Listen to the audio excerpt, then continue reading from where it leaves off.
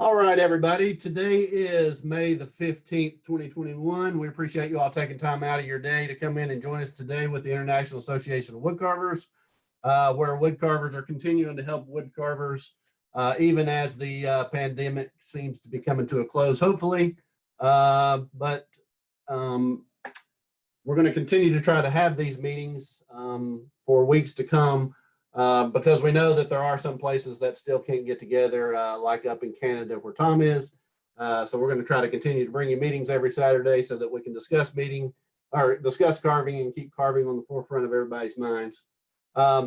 Today on our meeting, we have Nikki Reese of Yeti Rage on Instagram. She's going to be talking to us a little bit about her new book that's called Carve, a World of Gnomes. It was recently published by Fox Chapel Publishing and Woodcarving Illustrated. She's going to be talking a little bit more about that. She's agreed to do a giveaway on this meeting. So part of the meeting will be anybody who is involved in the meeting, anybody who's on the meeting. Tom's going to be over there diligently logging all the names. And at the end of the meeting, she's agreed to give away one of her books. So we'll look forward to doing that at the end. If you haven't seen her work, you need to go out and check it out on Instagram. Tom and I both shared some of the pictures that we pulled off of her page. She does fantastic work and is a great up-and-coming woodcarver that everybody needs to take a look at and pay attention to her work. Talk a little bit about other presenters that are coming up on the meetings. Next Saturday on the 22nd, we're going to have Eric Owens on. Eric Owens does YouTube videos on caricature carving. He's been around carving for a while. He's going to come on and present with us next week. The following week, and I'm going to slaughter this name, Yanni Gronland is going to come on and talk about fanbird carving. That's something that we haven't seen on these meetings, so we look forward to that. And then on June the 5th, we're going to have Roger Stegall come on. I think he's on the meeting today. I think I saw him on here. He's going to come on and talk about caricature carving as well. And Roger's taught classes, Renegade. He's on YouTube. You can find Roger at a bunch of different places. So we look forward to having Roger on. At the end of the meeting, before we sign off, I'll talk a little bit about some of the upcoming workshops that we have through the Woodcarving Academy. If you're not familiar with that, make sure you go out and check out Woodcarving Academy. There's a bunch of classes out there that are available through the workshops that's coming up in June. Then you can also subscribe to Woodcarving Academy, and you can go back and watch some of the classes that have been held on there in the past and some of the old videos of classes and things if you want to take those. So make sure you check that out. Before we get started with Nikki, I want to thank Woodcarving Illustrated for advertising for these meetings, for featuring us in the past. Chip Chats has done the same in this past illustration that they provided. They did a big one-page article about the International Association of Woodcarvers. So if you haven't seen that, make sure you go back and check that out. And again, we want to thank Chipping Away for sponsoring us in giveaways in the past. If you're looking for wood carving tools and things, make sure you go and check them out. That's Chipping Away. So having said all of that, we're going to go ahead and turn it over to Nikki Reese. She's coming to us from Austin, Texas, and she's going to be doing a demonstration on carving gnomes and talk a little bit about her new book. So Nikki, we appreciate you joining us today, and we look forward to hearing from you and hearing what you have to provide to us. Thanks so much, Blake. Thanks for inviting me on today. It's really nice. So nice to get to see so many faces, like put faces to names. So that's been awesome. But as Blake said, my name is Nikki Reese. I live in Austin, Texas. I started carving pretty recently in the fall of like 2019, and I've been doing it pretty much every day since. I'm addicted. Prior to that, I did the thing where, you know, sharpen sticks forever when you go camping and put a couple spoons out that were horrible and things like that. And I got serious in 2019. Recently I had a book published by Fox Chapel Publishing called Carve, a World of Gnomes, which I'm just going to hold up. There's 7 different patterns in here from gnomes all over the world. The idea was to bring the gnomes out of Europe a little bit. I mean, there are European gnomes in here, but like see what gnomes might look like in other parts of the world and what their culture might be like. 7 different patterns. Each pattern has steps. Each gnome has a backstory, which is my favorite part. I like telling stories, but I'm not good at writing, so I carve. But yeah, and so today I'm just kind of going to go through the gnome, the first gnome in the book, from West Texas. He's a West Texas gnome, and just kind of go through what I do when I carve a gnome, because I think it might be different than what somebody else does. Been obsessed with gnomes most of my life. I think a lot of people had the gnomes book. Sorry, my creaky chair. A lot of people probably had this book when they were a kid, The Secret of Gnomes, and I've been obsessed with gnomes since I was a kid, and so I thought I'd start carving them. So yeah, first gnome out of the book from West Texas. What I do is start with a piece of like 1.5 inch basswood all the way around. It's about 4.5 inches tall. I'm not real fussy on measuring because I hate it. But basically, if you want your beard or your hat to be taller, you would just make your piece of wood taller. I don't use a skill saw because I don't have room in my apartment. When I cut my blanks, I usually use a miter board and a little cheap Japanese hand saw from like Harbor Freight. That's how I cut my blanks. I'll start, the most I draw usually is when I start out the bottom of the hat in the front and the back, my hairlines, shoulders and front, and that's the line for the feet. The first thing I like to carve when I'm carving a gnome are the ears, because you kind of get the rest of the shape once the ears are done. I like the ears to be big and to stick out of the hat, so I carve the ears first. And it's also the hardest part to do, is to get the ears even on both sides. Like I said, I don't like to measure, so I have a hard time, but I do draw a center line and I make ear templates that will line up to that center line. You have to excuse me, I'm looking at through a camera, and I'll trace them on. And then when you go to the other side, flip it over, you have your lines to sort of match up your ears. So as long as your lines are straight, it should in theory work. But it doesn't always work. And I am missing the gouge I need to start out with. So just a sec.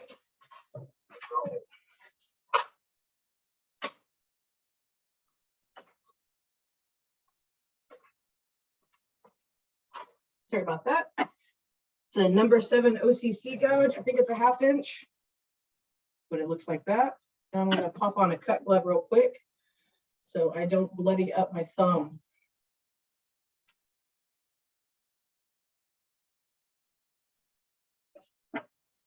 I realize we don't have a whole lot of time, so I'm just gonna start the process here, and then I have another one that I've done a little bit further on. So I just gouge right up to that cut, that stop the cut. And I don't know why I got a couple blanks that are really hard. So it's always a little bit messy when I start out too. That's okay. I'll come back in and clean it up here in a sec.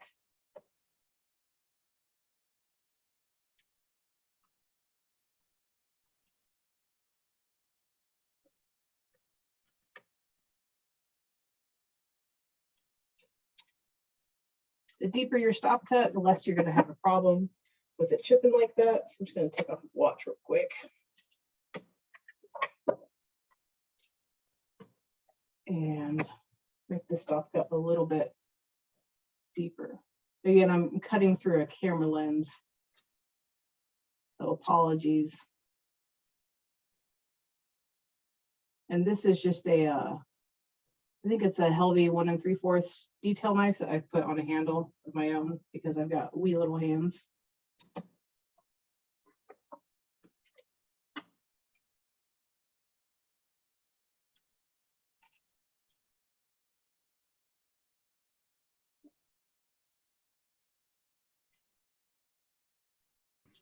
And Nikki, for the block size, do you ever scale it up or down, make it tall, skinny, shorter? Is that or do you usually pretty much stick with the same size? Oh yeah, I'll definitely scale it up and down. Like I said, if you want a taller hat or a longer beard, you would make it a little bit longer. If you want a skinnier gnome, you can do like a 1 inch block. And like this, I'm carving a large gnome. I've also carved pretty small gnomes that are sub 3 inches. And this is with a 1 inch block of basswood. And then something like this, which is also in the book, is a 1 inch block. He's about 4 inches tall. Ish. But I'd say for the book, everything is right around 4.5 inches, 5 inches. I don't put a lot of measurements in the book because I want you to be able to choose the size of your gnome. As long as you have your guiding lines where the hat and the beard and the feet are, you're going to be fine. I think maybe I should have practiced carving through a camera lens before we did this. Because that looks messy.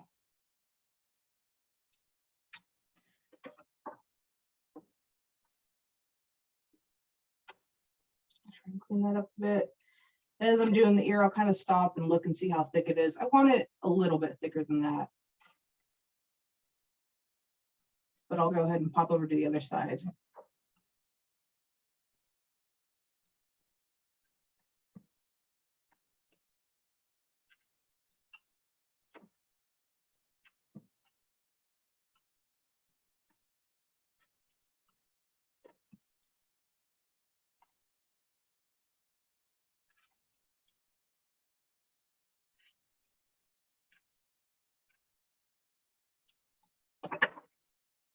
See, I'm used to carving on the couch with the blanket in my lap, and I'll just pull it up to my chest to make all these cuts. So this is like carving with your left hand with an audience.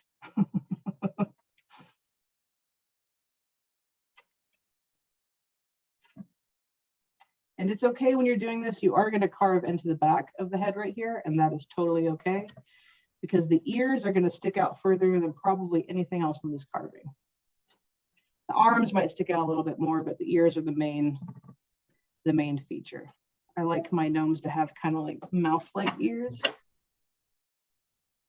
Oh, if I'm off camera, just let me know. Sorry about that. I'm going to pull this close to myself real quick and get this cut in there because I'm struggling. Nikki, Yes. you mentioned at first that your wood is kind of hard and it's harder to carve. Have you ever tried 50% rubbing alcohol in water and spray it down? Oh, I have not. It's an old one. I've said it a couple times on here. I'm sorry to repeat myself, but I do love to do that because I keep a bottle right beside my workbench when I'm carving. Oh, Try no, that. Try it sometime. I will. It's really good to know. I'm totally isolated in Austin. I don't know any other wood carvers in real life, and I'm completely self-taught. So it's nice to get little tips like that. Thank you. All right. Pulled it to myself and made the bigger cut. Sorry about that. All right, I'll go back in. So you're starting to get a little bit of a shape on the ears. It looks like a whole lot of nothing right now, but it's gonna get there.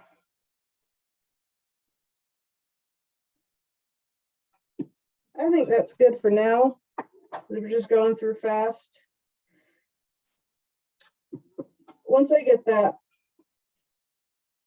about that much done, you can go bigger. It's up to you, really. I'll go in and start shaping the hat.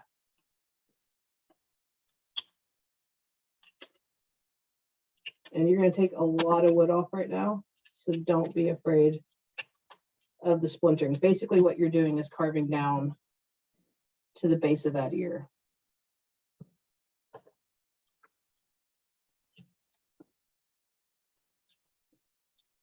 I'm so glad that this is so difficult right now because I'm going to carve arms on camera, and that's the worst.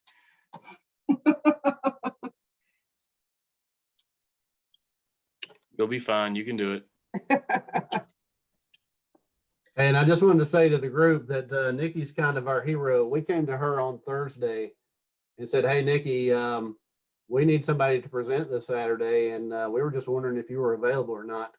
The person that was supposed to present this week failed to respond back to us, so he ended up canceling. And so Nikki is our hero now because she stepped right in, said, "Yeah, I can do it, no problem. Tell me what I need to do, and I'll be there." And so again, we just want to thank you, Nikki, for taking time and coming on and demonstrating for us at such short notice. Not everybody can do that, so you know, we appreciate that. Hey, I appreciate coming on here and talking to y'all. And so now I'm at the front of the hat. Same thing. What we're going to end up doing is sort of rounding this out, despite that big chunk right there. And you're going to round it out, bring up this wooden up, right? So you want the ears to be out. And I like to, while I'm doing this, to sort of bring the front of the face to a little bit of a peak. So it makes it easier to carve the nose and stuff later. And you can also, if you want, if you're sick of doing that, come in here and just get like your notches for the bottom of your beard. And do the same thing for the bottom down here. I'm not going to spend 30 minutes working on this hat because it'd get real boring. So last night, went ahead and did this. So when your hat is close to done but not done, it's going to look like this. And those are your ears sticking out. It's kind of roughed out. We got the feet brought in a little bit. I've drawn the arms on, and then the stop cuts. I've drawn on the bottom of the hat and the hair. And we can start to work on finishing some finishing cuts on the back of the ears. I like to carve down.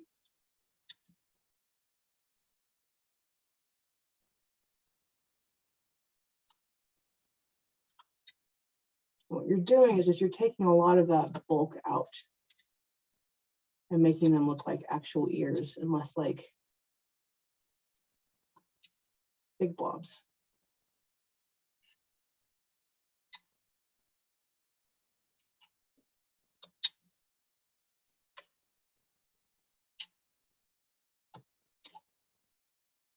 So you can see how that one is starting to get more of an ear shape as opposed to this one over here. So we'll go over here and do the same thing. Try to do the same thing. If your ears aren't even, it's okay. Your actual ears aren't even.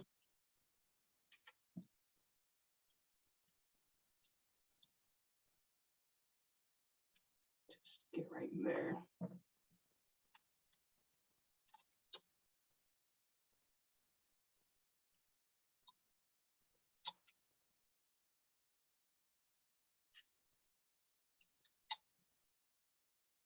There we go. That's starting to get a basic ear shape. So we're going to clean that up later. This one's a little bit taller than this one. That's all right. Just go in and shave it down a little.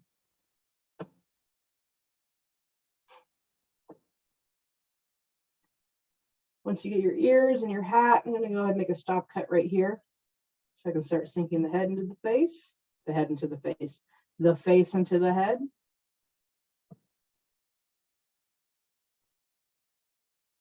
And you want those to come right to that corner of the ear.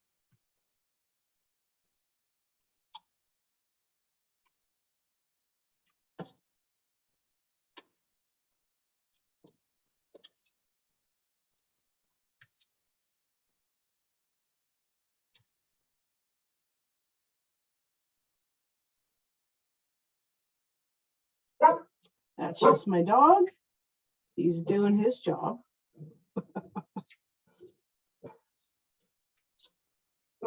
Hey, Nikki, I think you might be reminding you might have accidentally took your glove off. Oh yeah, I'm gonna keep it off right now. It's just sliding around a bit. Yeah. It's making him nervous. Oh yeah, I'm all right.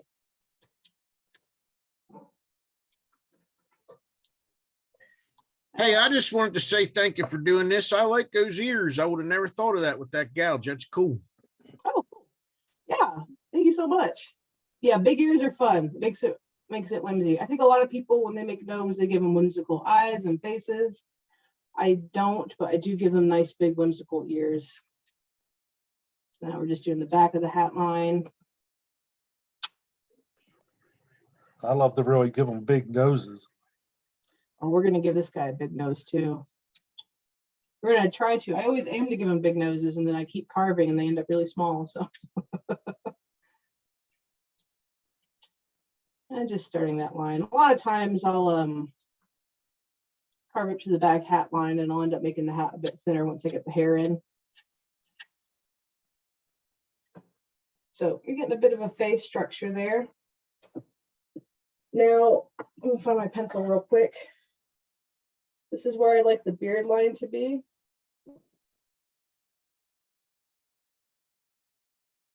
So I'm gonna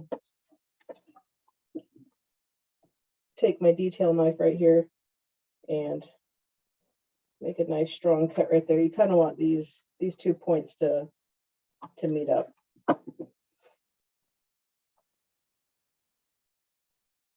Sorry, it's off camera. There you go. And then again, just working on those ears a bit more, depending on which way the grain is going, which I've forgotten on this one already. We can start to sink the ears a bit just into the beard. Went a little too deep on that. It's all right.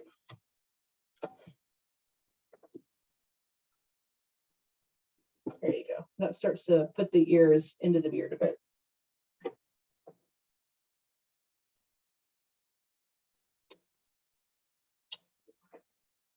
There you go. It's a little messy. It's okay. We're going to go in with that with a gouge here in a bit. Ooh, it's a messy piece of wood right there. There we go.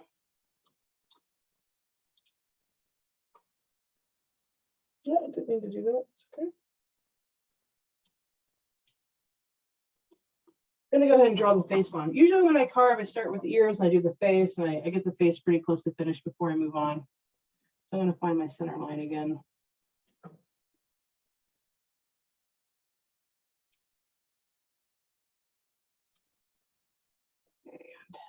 And I'm gonna go a nice big wide nose.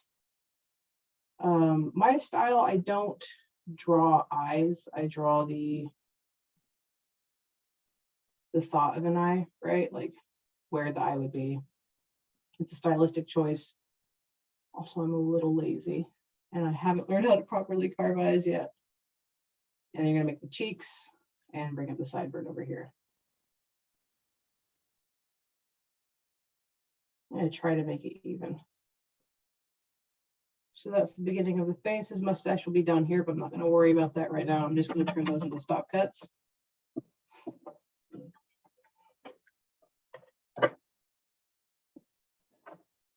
Getting some sore thumbs. There.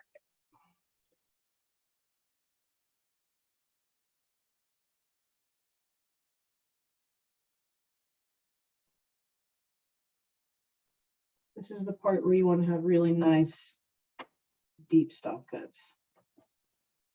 Because this face is going to get sunk back considerably, I think.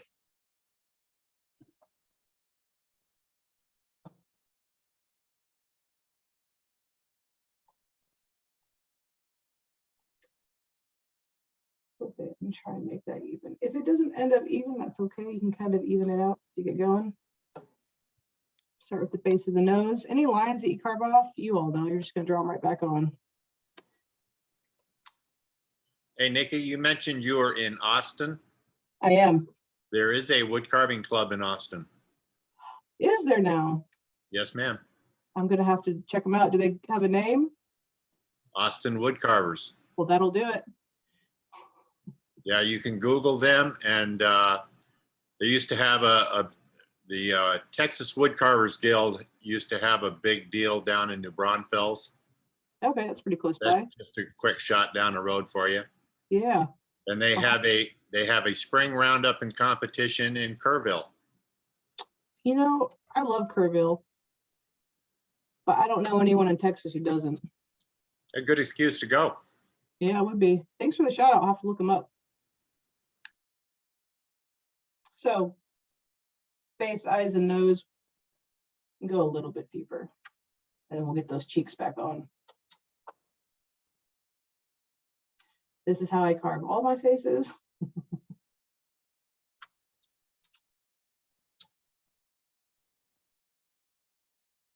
Usually when I carve ladies, I carve a little bit of a narrower nose. But sometimes it helps to start out wide and keep going. All right. Now you see how this eye is going to come down and touch the sideburn. That's okay, because I'm going to cut pretty severely on the sides of their face along the sideburn. It should even it out a bit.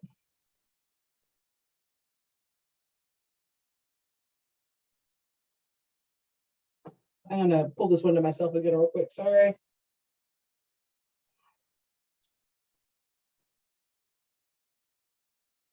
I'm a chest carver.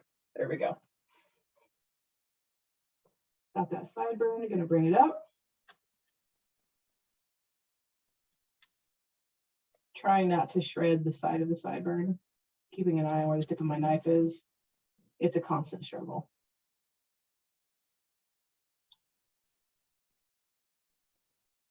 You can see where I shredded there. That's fine.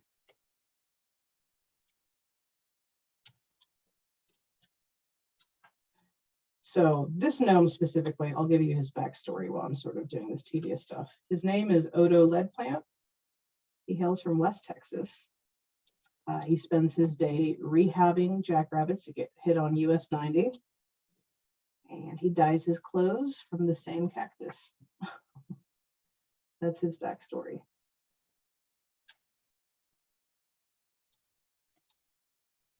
Just doing some fiddly knife work on the cheeks. You can do this with gouges if you have a gouge that is the right size. If I'm carving smaller ones, sometimes I'll use a gouge, like for example, this little guy right here. If I got, because he's so small, it's hard to not get messy around the cheek. So I would just take that, make a nice deep stop cut. And that helps clean that up. I don't have a gouge that'll fit this guy right there, but that's one way to do it.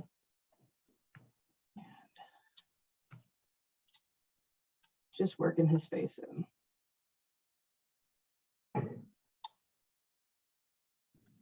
Hey, Nikki, can you give us the backstory on the book? How did it come about? Did Woodcarving Illustrated pursue you to have that done, or did you ask them? How did that process work?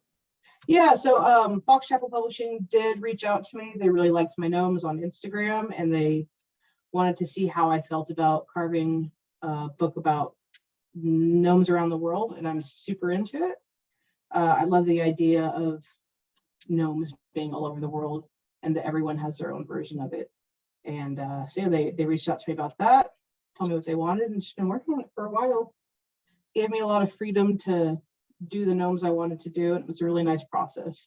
If anyone has a chance of working with them, they're absolutely fabulous. Now he's got a little funky nose.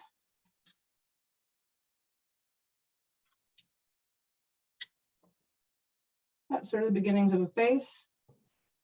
Once you get your cheeks back, you can go in here and clean up the sideburns a bit.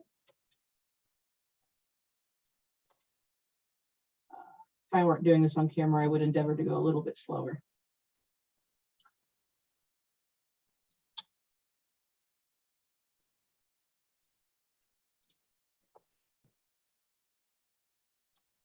Yeah. Bring this down to a slope.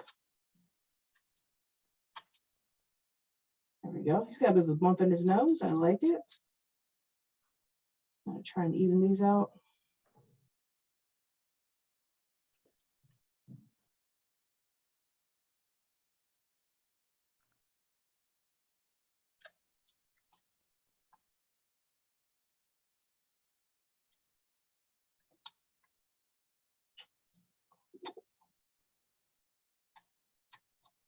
That's a little shreddy there, but that's okay. We're going to add some texture there when he's done. That's the beginning of your gnome face. You see the hat brim's getting pretty big. You can just come in there and shave that off.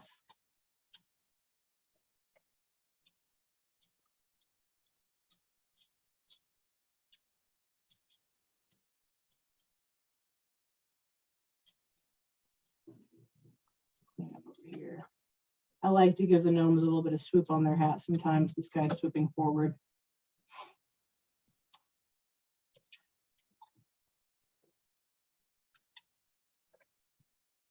All right, that's the beginning of our face. And clean it up as you go. Start working on the beard a bit.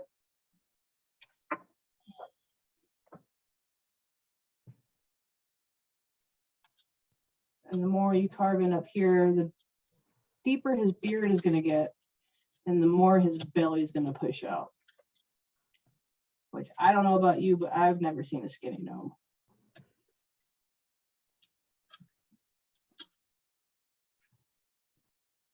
And find a place to get that beard to connect. Bring it right about there.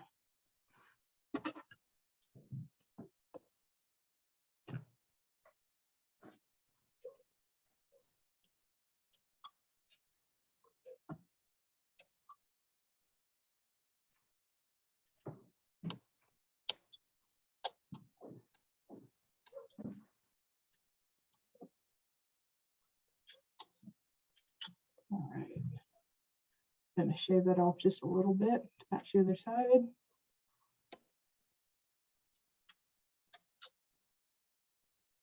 There's a start. Starting to get a little bit of a shape. We'll go ahead and get his hair in there.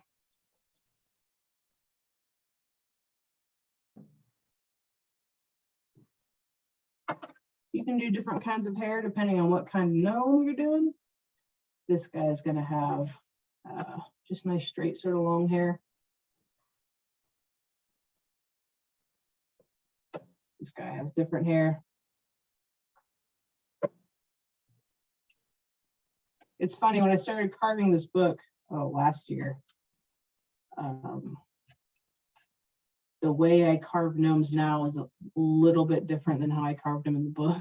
Because, you know, the more you carve, the better you get. And the more your style changes, especially when you're pretty new like I am. So that's been fun. It's like a little time capsule. There we go.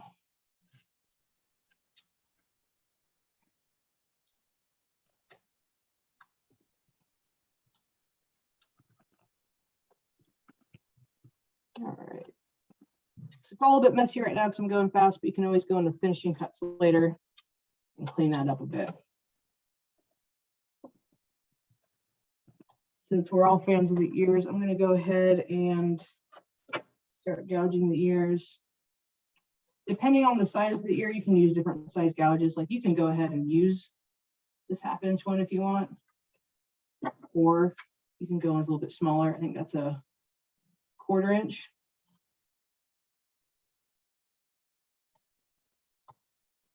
But you're just gonna leave a little bit of a ridge around these ears.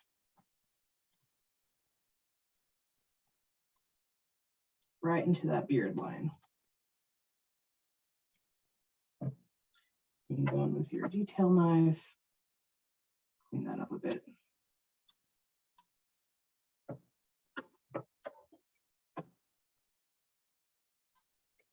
Just be mindful of how deep you're going and how deep you have back here. You don't want to carve through. That always sucks.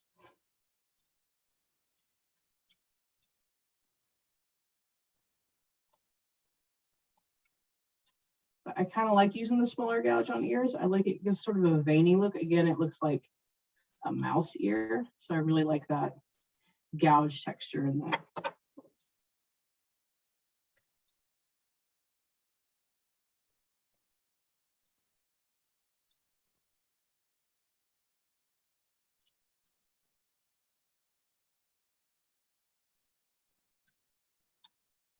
Yeah. Got all this extra, get out of there. Right here, what you can do with that is using little V cuts. You can give the beard a little texture right there.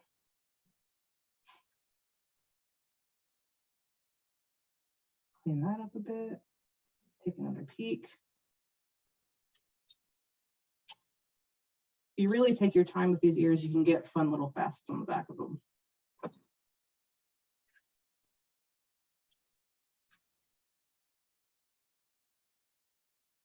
There we go. Clean that up.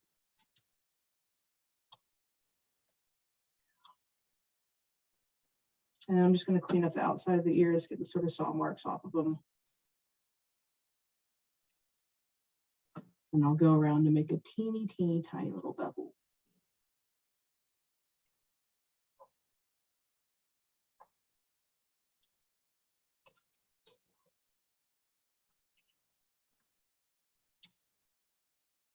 And then the dreaded with the grain. And then for a little extra flair, I will put a small stop cut right here, just to give it more depth. And then follow that in, take that little triangle out. So you get that little line. It looks really nice once it's painted. It really sort of pops. And that's pretty much a mostly finished ear. And I'm trying to find an example of that little line. on a finished one. You can see it right in there. Also, fun tip, if ever you carve ears and they're uneven like this guy, look how big that is. Look how not as big that is. You can take a little chip out of it, like he got in a cat fight. He didn't, but you know, and it'll take away focus on the ears being a different size because you're altering one to be very, very different. Let me go over here and do this ear now.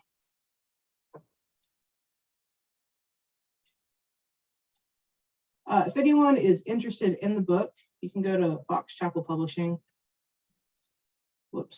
.com, or I have a link in my Instagram bio where you can buy the book. If you have a question about anything, you can shoot me a direct message on Instagram. Nikki, are you self-taught? You're unbelievable. I am self-taught. I'm a new carver and I'm in awe. You're like my hero. Oh my goodness. I can't. And have you always stuck to just doing the gnomes or you do other things? Oh, I do other things too. Yeah, thanks so much, dudes. Thank you so much, first of all. That means a lot. Oh, your work is terrific for just a short amount of time. Oh my goodness. Thank you. Yeah, I carve almost every single day. So anyone who's new, who's trying to get into carving, the only advice I have is keep your knives as sharp as possible and to carve as much as you can. I carve every single day for about a year, but my stuff doesn't look like yours. Well, we all have our own style, right? We're all doing it for different reasons. I think it's all valid. I don't just carve gnomes. I'm just on a super gnome kick right now because obviously I have a book about gnomes, but I also, I'm from Alaska. And so I really like carving like Alaskan fishermen and fisherwomen, as it were, because I grew up there. I like carving these little things I call mush dudes, which sort of came from the gnomes. Like they have little mushroom companions, but they've got accessories that come in and out, and like a detachable. They also got butts, detachable little shield. Yeah, carve all kinds. Oh, and little cottages. There's also a gnome cottage in the book, like a bonus one. So yeah, I carve all kinds of stuff, but I'm just particularly on a gnome kick right now. But I thank you for the kind words again. I'm having the hardest time right now learning how to carve lady faces or femme faces. Because the beard's great. You can just hide up what you can't carve with the beard, you know. But it's hard to carve ladies' faces. Yeah. Give me just a sec on this. Nikki, excuse me, do you cover your painting techniques in the book as well? Oh, I do, yeah. I do cover the painting a little bit.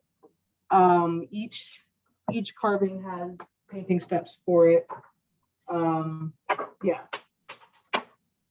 So I'll have how I do skin tones in there, and I have like my dry brush techniques. I like to dry brush all of the beards after I paint them with some white to make them pop a little bit. So yeah, I do cover a little bit of that in the book as well. And if I don't know if anyone here is on Instagram, I've also done a couple of Instagrams about painting as well, like videos that are on my Instagram page. IGTV, yeah. Oh, good, thank you. Yeah, no problem.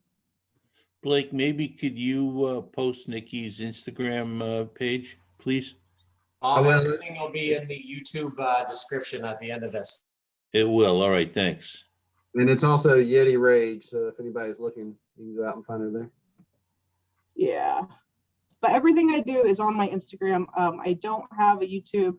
I don't have a website because I don't sell these typically. I just do this as like this is just my hobby. I gift what I make, or I hide them around town. I've been hiding a lot of gnomes around Austin when we go on hikes and stuff, or when I go to the mailbox. Also, if I travel, I'll take one with me to hide, like at a beach or something. But everything I do is on Instagram. Just makes it easier to be in one place. So we got the ears roughed out. We got the beard. Started to form the belly a bit, the feet.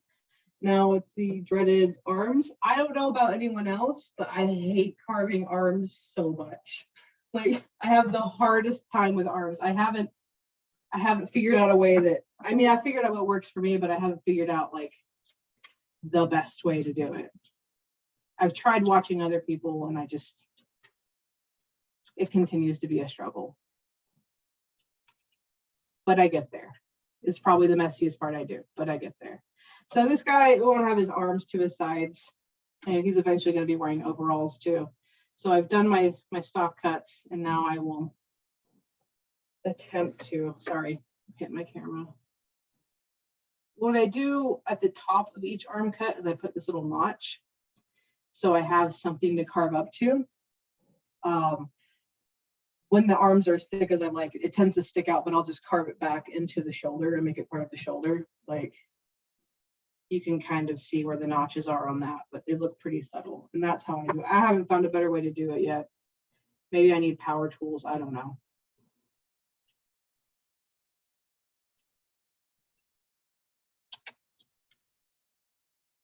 Just make sure that notch is in there.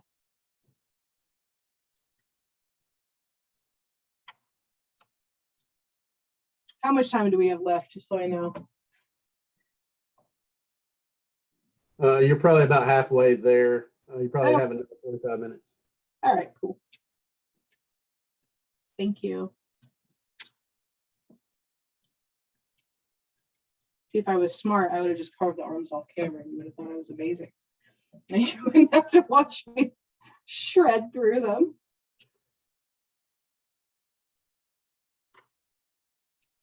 Like that. Oh, it's not just horrible to watch. Gosh.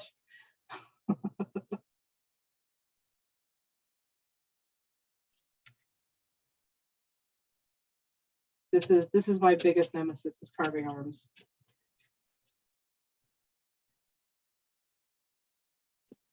So I was able to cut a smile in the face of one of mine the other day for the first time. It's crazy. I have an awful time with the arms. I actually was painting one of Harvey Repsol's, it's like gnome queen or queen, whatever it is. And I put her hand on backwards. I mean, my God. I was so stunned. Oh, that's hilarious. I've tried to simplify like arms and hands with me a little bit. Like all of the mythological creatures I carve have 3 fingers and 1 thumb, because it just makes everything easier. Your hand's always wide enough. They don't exist in real life. No one cares. They all, every single one of them have 3 fingers, and my life is better for it. Yeah, this is the part where I usually have the carving up against my chest, but I'm gonna also try and make a little bit. I usually don't draw this on. I probably should.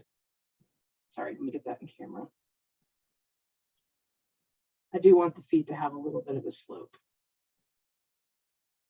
And this helps with the arm carving, right? Because I can take off that amount up to the base of the hand and we'll get some volume that way. But it's just tedious and takes a long time and it's messy, but we'll get there.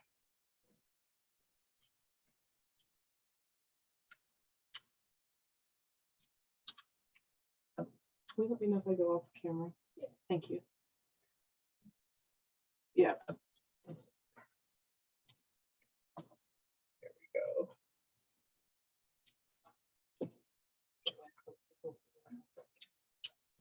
That's all right. My wife's off screen right now, like letting me know when I get off, when I start wandering, because I'm looking under the camera now. Not hiding, I promise. There we go. All right.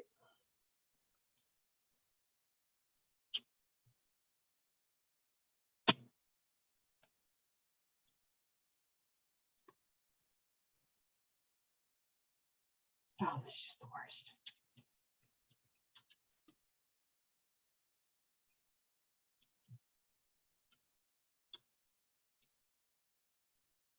I'm sure it's making some people nervous that I'm cutting towards my finger and there's already a Band-Aid on it. I promise I didn't do this before. The Band-Aid is unrelated to the cut.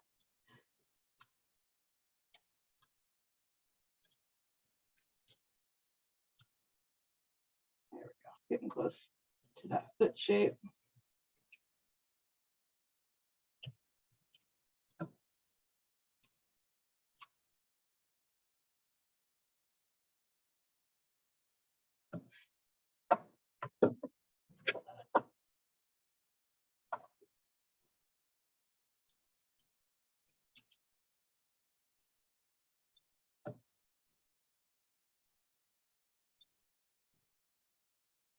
But I don't know about anyone else, but carving during the pandemic has been one of the most relaxing things I've done. Like, of all the stuff going on, the only way I can get my brain to shut off is to sit down with a piece of wood. I don't know if anyone else can relate to that.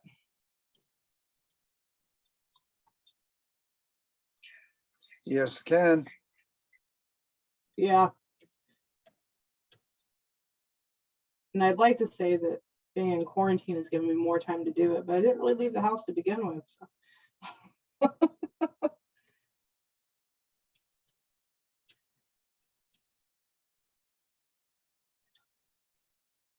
right, well, we've got him here. Let's start bringing this in a bit.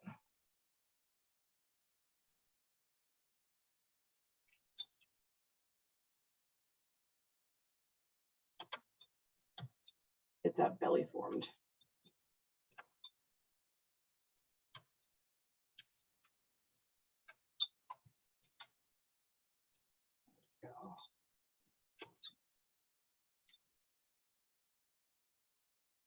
I'm going to pull this up real quick. I'll do it where you can see it, but I'm having a hard time not being able to do draw cuts like this. There we go.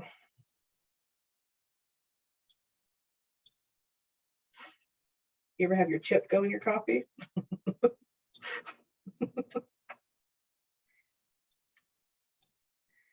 we go.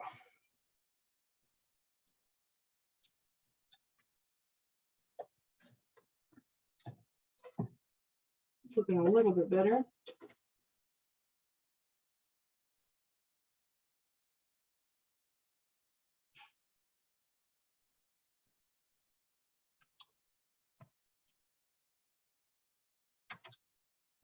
Okay. I'm gonna get this hump off his back.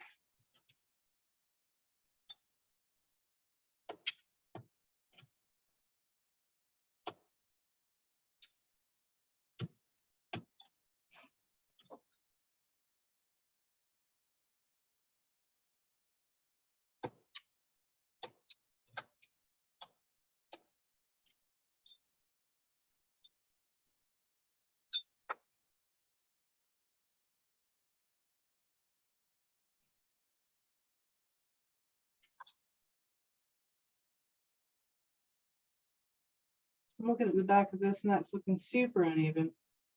I'm gonna bring that up a little bit.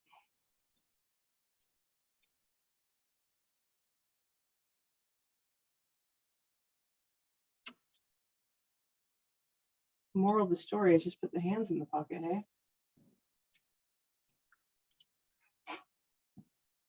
That's why we all do it, isn't it? All right. Round the shoulders off a little bit.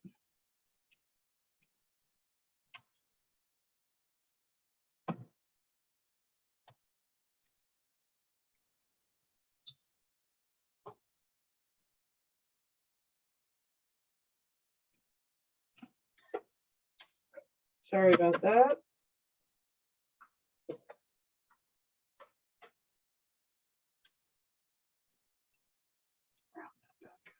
Nikki, you're so brave to be covering in front of these world of experts that are watching you. Oh my goodness. I tell you what, it's not great. You are very nice. My goodness. I just want to say that my carving doesn't usually look this chaotic, but there is something about being behind a camera. I'm sure some of y'all are on YouTube, you know how it goes. I usually carve right up to my chest, so this has been an exercise for sure. All right. We're You'll getting have the to start basic a shape of YouTube these channel on. now, Nikki. What's that? You'll have to start a new YouTube channel now. Oh, no, I'm never doing this again. I'm just kidding. If I can find a better way, a better camera setup, maybe I will. Just get a GoPro to my forehead, hey? All right. We're gonna get off these arms a little bit. Like watching a fish drown. Let's get a butt.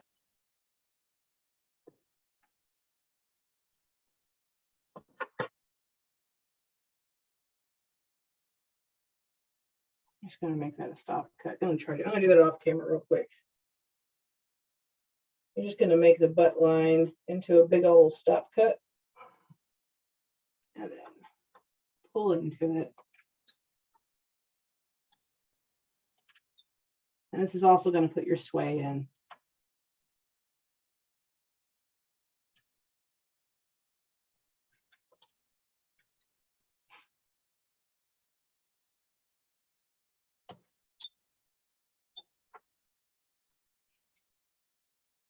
And we can start to round out the back now a little bit.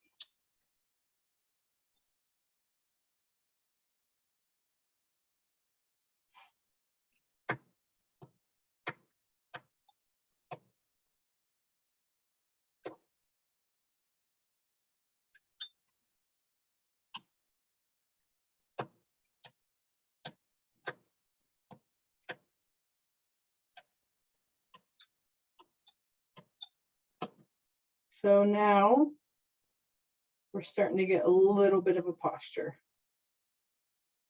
He's starting to really take shape.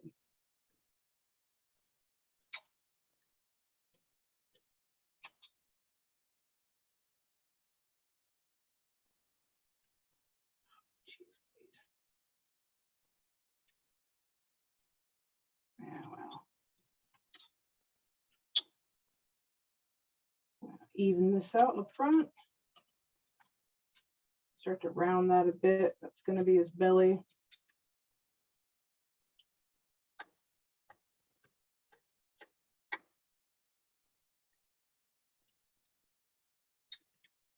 Bring his legs back just a little bit more. Add to that sway.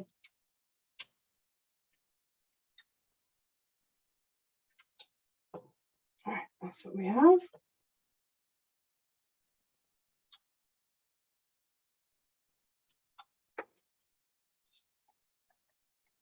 We want to round out that beard. We're just going to cut back down into the body.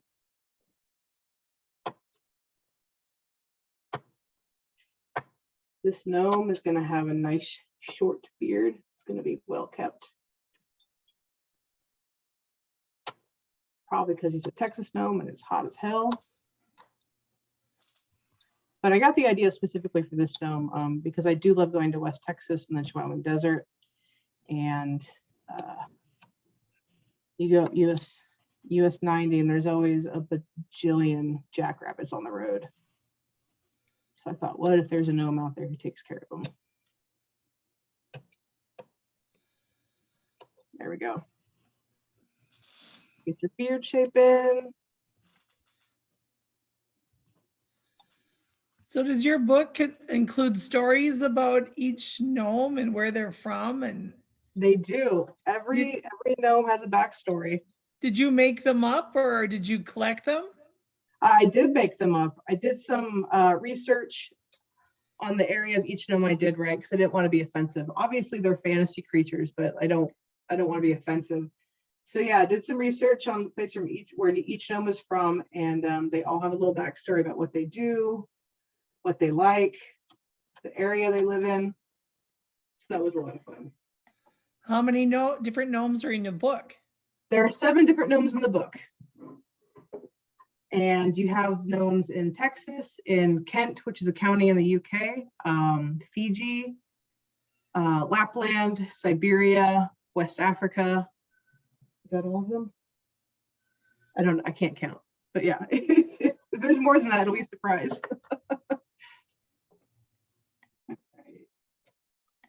And you also have female gnomes?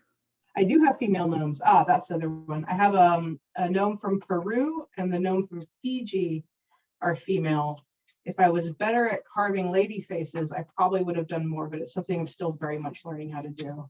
Can you pull up Fiji? Yeah. There we go.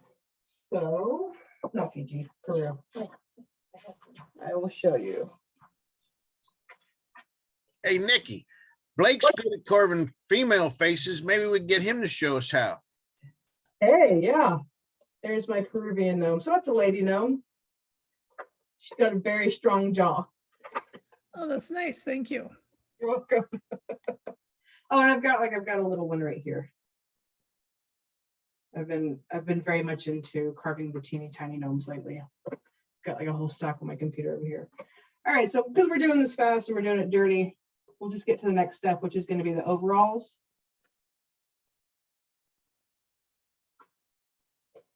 I like to make these overalls thick, and they're just going to kind of go into the beard. And we'll work on that back a little bit. We go to the back over here, and then on this guy, we'll just do a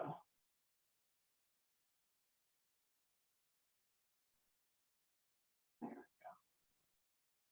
go. Okay, we'll work around it a little bit and throwing it.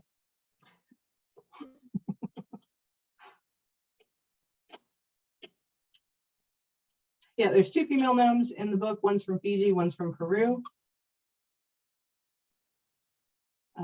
Like I said, there would have been more, but I'm just not good at it yet. But I'm working on it. Cool. Now he has no butt. Excellent. But I'll show you how I carve the overalls in the front.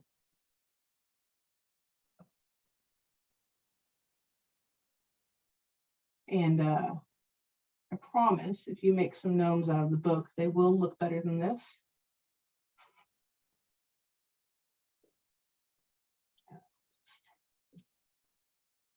All those lines, make them stop cuts.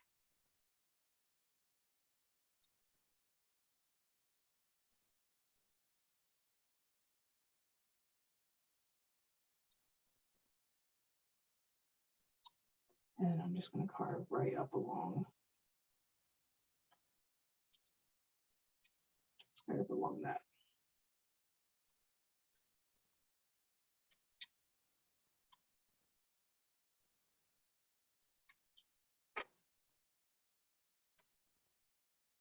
And if you take your time and you're into facets, you can make some pretty cool facets with the spaces between the overalls.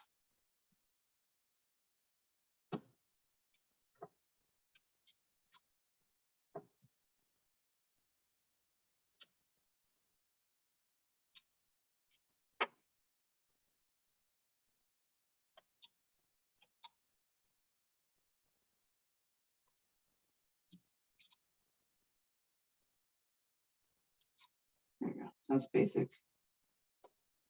Come up to that.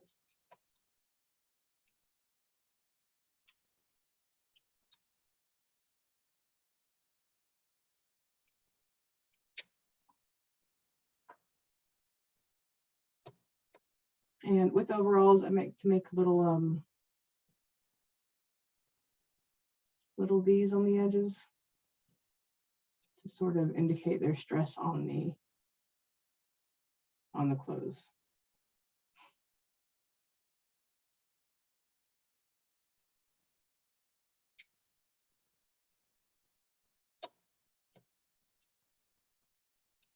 Now, I'm not going to be able to finish this guy before we're done, so I'm just going to go in and start showing some detailing that I do. And those little overall stress cuts are one of the finishing details. And I do go over them in the book, but it's always nice to be able to see it. Also, I like to give all the gnomes crow's feet, which will just go into the corner right there.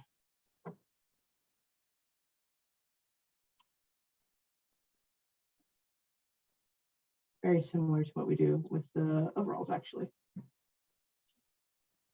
Some smile lines.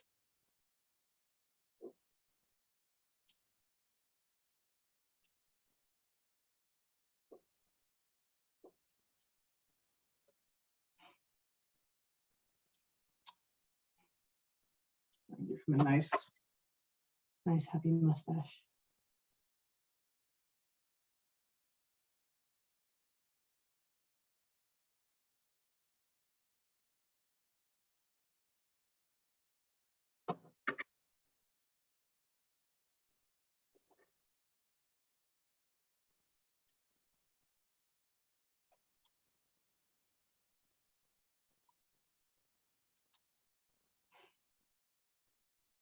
Beginning of your mustache, and follow the rest of it up with the stop cut all the way up to the cheek.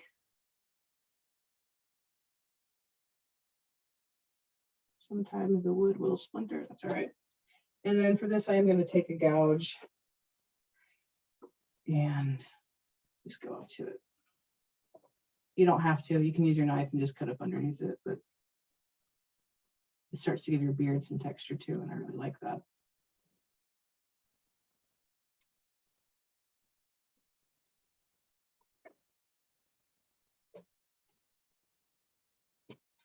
Oh, sorry, off camera. Coming back.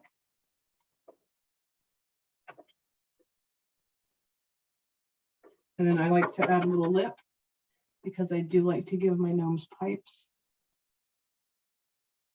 And when I make pipes, I just get a little bit of wooden dowel from Lowe's. It's a couple bucks a piece. I'll break off 2 pieces. I will carve the stem and I'll carve the bowl, and then I'll just glue them together. Do I have one? Oh yeah, like this. So those are just from wooden dowels. That was one of the first iterations, so it's not the best, but you'll make a little slit in the mustache and just stick a little glue up there and pop it in. You can use wood glue, you can use super glue, whatever glue works best for you. I usually use super glue for pipes because it sets pretty quickly. There you go. Hold it. You can make a little divot in there.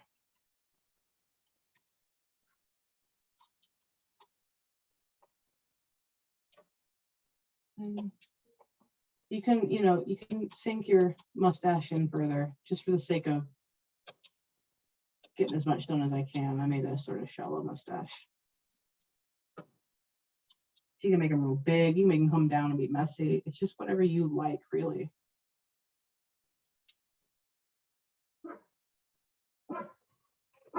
It's just my dog.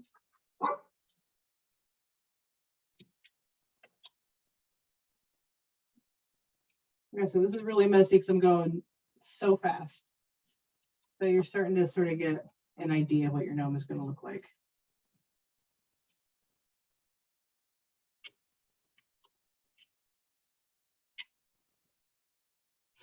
I'll work on these rounded shoulders back here.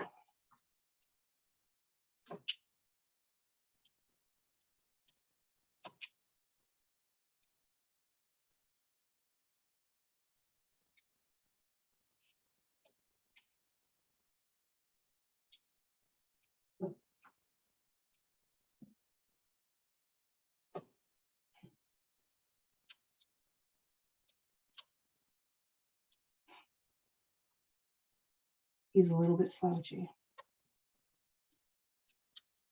There we go.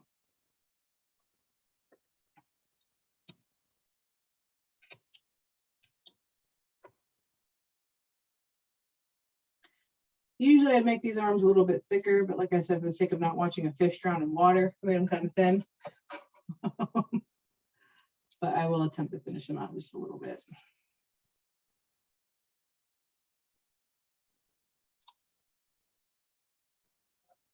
Make them thicker and you have more of a chance to facet them out.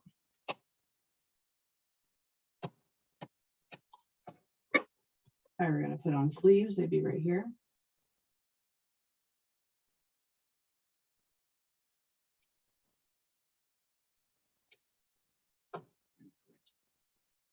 Carve a thumb in like that. And then nice 3 fingers. Like I said, when you're making your gnomes, go ahead and make your arms thicker. But we're just trying to get this done.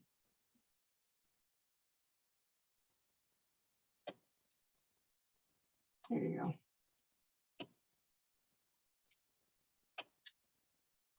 You can use a V tool or you can make tiny little V cuts with the fingers.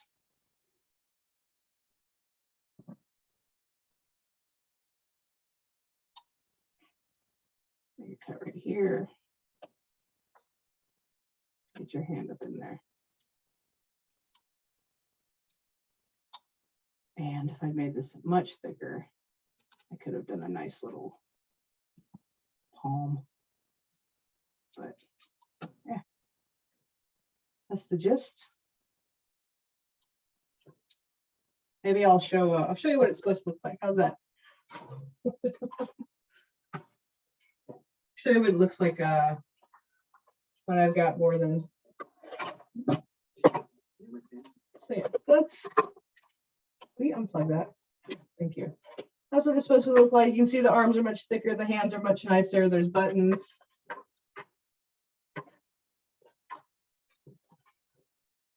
Thank you. All right. Feet split. Still got that line from there.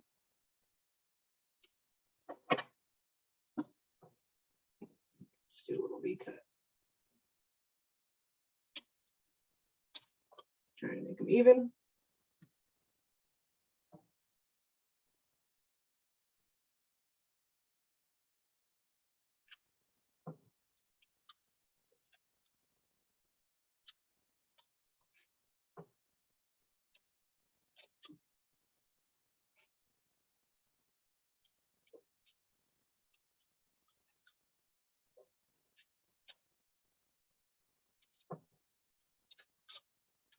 All right.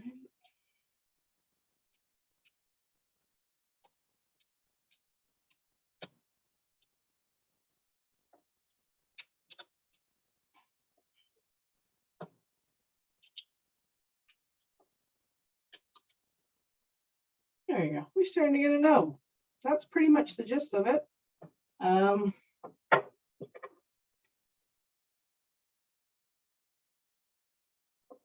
He's gonna have baggy pants. They don't all have baggy pants. This guy does.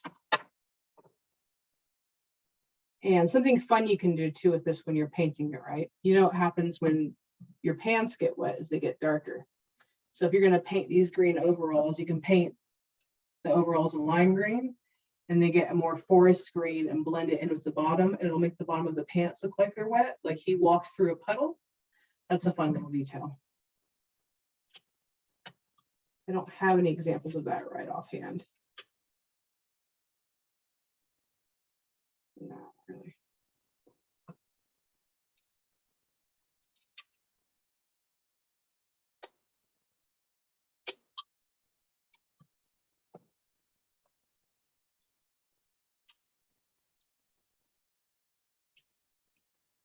I give my gnomes super simple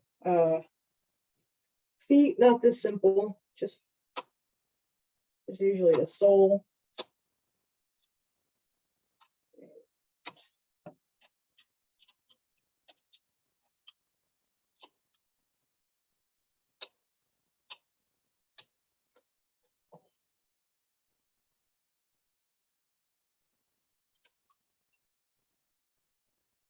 It starts to get you start to get the shape of it right there.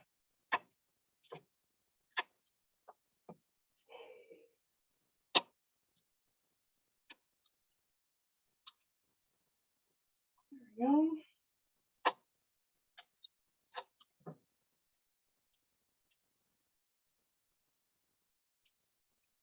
I like to check the bottom, see how it looks.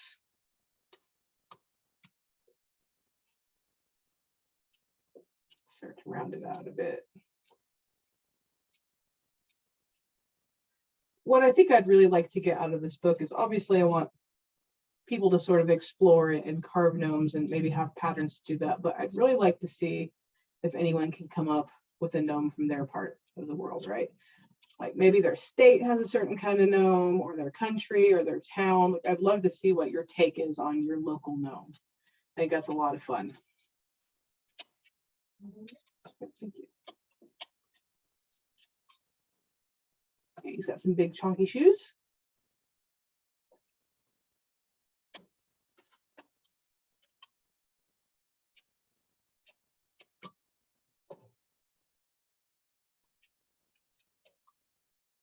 There we go.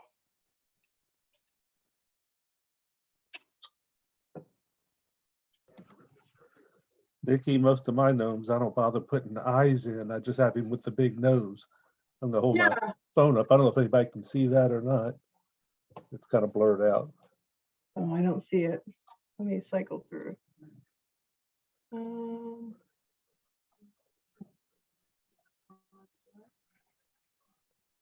I see. Oh, I see. Yeah, it's kind of blurry. But does the hat kind of like come over the eyes? Yes. Yeah. So I used to make them like that. Do you guys, okay, so here's the thing fun. We'll put aside this speed carving for a second. I did keep the very first gnome that I ever carved to kind of humble myself a little bit. So like this was my very first attempt. You can very much still see the block. Look at those beautiful ears. But yeah, I definitely, the first few times I did them, I definitely did it like with the hat over the eyes and it just antiqued it to hell because I didn't know how to paint yet. And like, here's a later rendition. I started to get the eyes to come in. This is one of my earlier gnomes. But yeah, I really like the eyes, but I do like the style where you can't see the eyes too. That's really fun. I like a nice dopey gnome.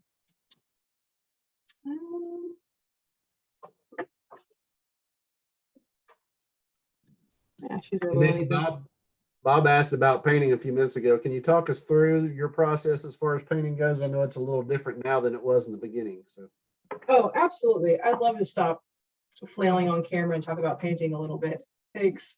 What I usually do is I will use boiled linseed oil and let it sit overnight. Sometimes I can't wait and I'm like, I'll give it an hour, but I use a boiled linseed oil that doesn't have any hardeners in it. I get it from, I think it's called Pine Wood Made or something. They always have a little bit of it. And then when I paint, I use acrylics, water-based acrylics. I use folk art because it's cheap and it's easy to find. And I will dilute them pretty well. So let me get something that's painted real quick.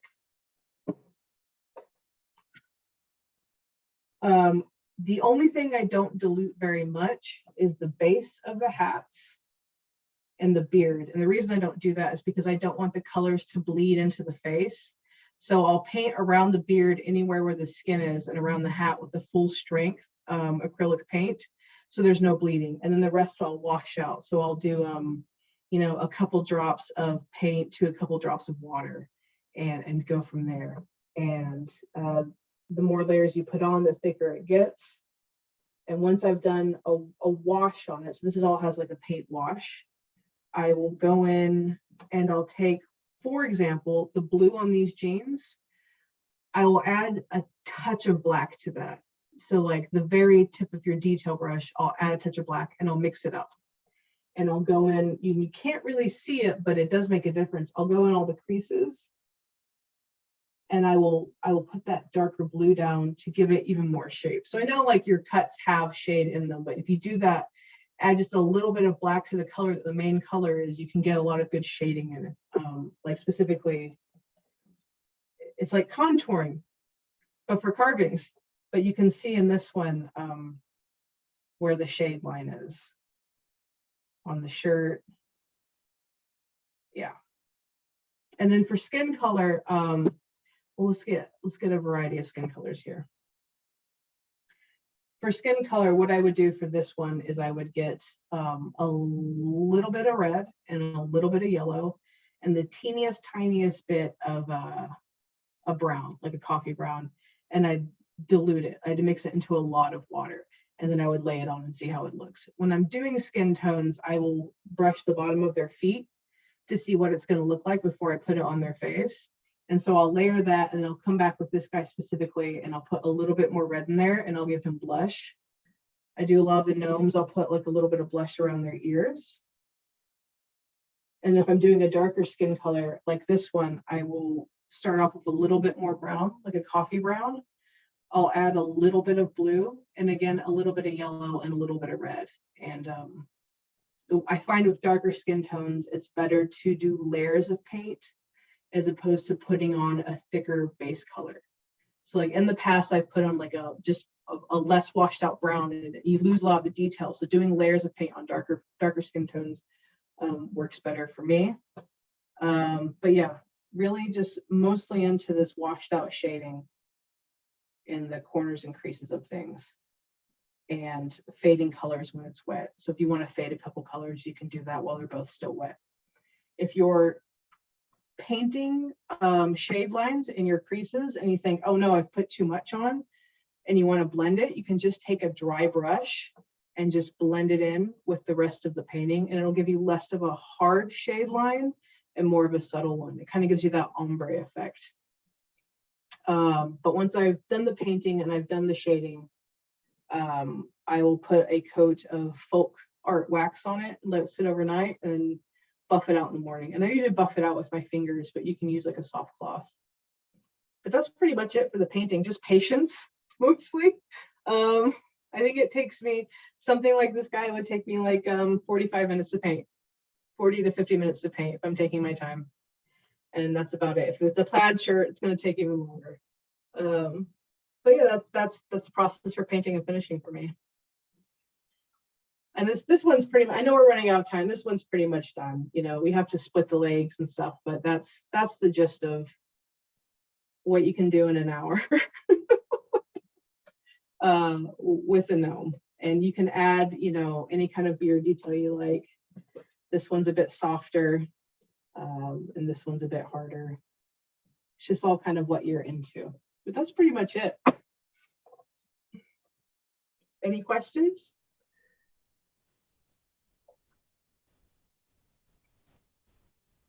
All right, while we're waiting on questions, I think Tom probably has all the names gathered up from the meeting today. So why don't we go ahead and do the drawing, Tom, if we can turn it over to you and have you do that. All right, thanks, Blake. Thanks, Nikki, for doing this presentation at last minute, and thanks for doing the giveaway as well. Everybody, I've been writing names down like crazy since the beginning, and let me just share my screen here. And I've got the numbers here, 1 to 84, and we'll do the draw here. So number 45.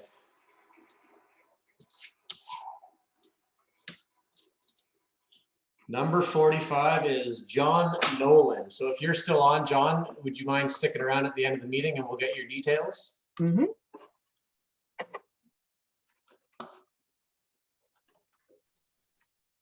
Okay. All right, John. What's Nikki's book again? It's called Carve World of Gnomes. And again, it's on the Fox Chapel Publishing website. If you're on Instagram, it's in my profile at YoungRage, and it's $10. Super cheap.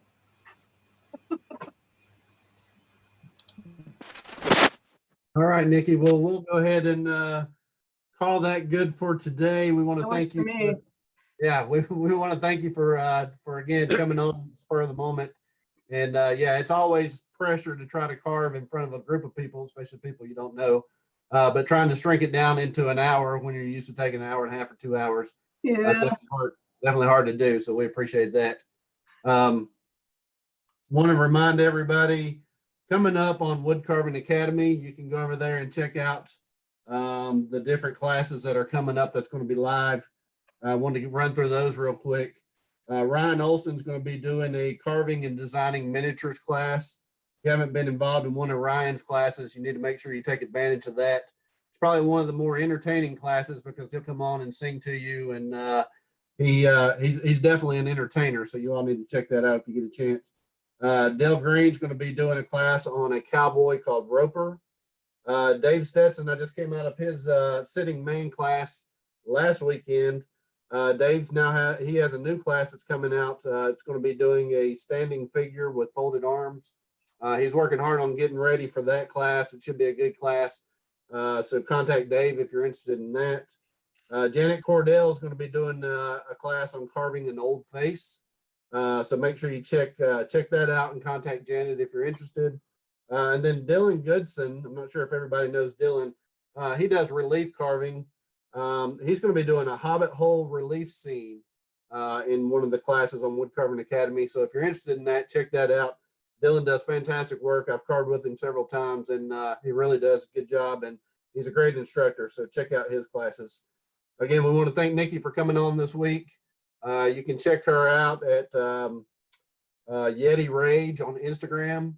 Go out, check out the book, contact Fox Chapel and order it, or order it through Nikki. We look forward to new projects coming from you, Nikki. Hopefully you'll do some articles and stuff for Woodcarving Illustrated. So we look forward to what you'll be doing in the future. And again, next week, we'll have Mr. Eric Owens on. He's going to be talking to us about caricature carving. And then we have a few other things lined up. We're also going to post a couple of questions out on social media. We have a couple of new ideas that Tom and I are coming up with that we want to get your feedback on. So make sure you watch for those things on social media and give us some feedback on kind of what you want the direction of this meeting to go. We know that summer's here, or summer's upon us. The lockdown's kind of loosening for some people. I know it's still kind of crazy up in Canada, but hopefully that'll be coming to a close soon. So we want to make sure we continue these meetings, but maybe take it in a little different direction so that everybody can get some carving information and kind of continue to put carving on the forefront of everybody's mind. So watch for those questions, watch for those polls, try to participate in those. And again, we'll meet you all next weekend at 3 p.m. Eastern Standard Time. Where we'll have Eric Owens on. And again, thank you, Nikki, for coming on and presenting for us this week. Thank you all. Have a great Saturday, and we'll see you next Saturday at 3 p.m. Eastern Standard Time. Good job, Nick.